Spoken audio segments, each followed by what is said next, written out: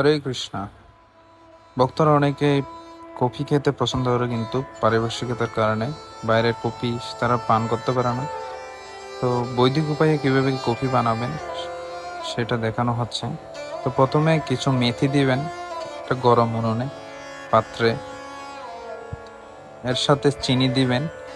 চিনি দেওয়ার পর পরিমাণ মতো চিনি দিয়ে এটা কিছুক্ষণ নাড়াতে থাকবেন। দেখবেন চিনিগুলা পানিতে পরিণত হচ্ছে। এক প্রকার মেথি আর চিনি একটা ফ্লেভার চলে আসছে এখানে। এটা যত হিট করবেন তত ফ্লেভার আসবে। দেখুন আরো মিক্স হয়ে যাবে এটা, মেথি আর চিনি একসাথে।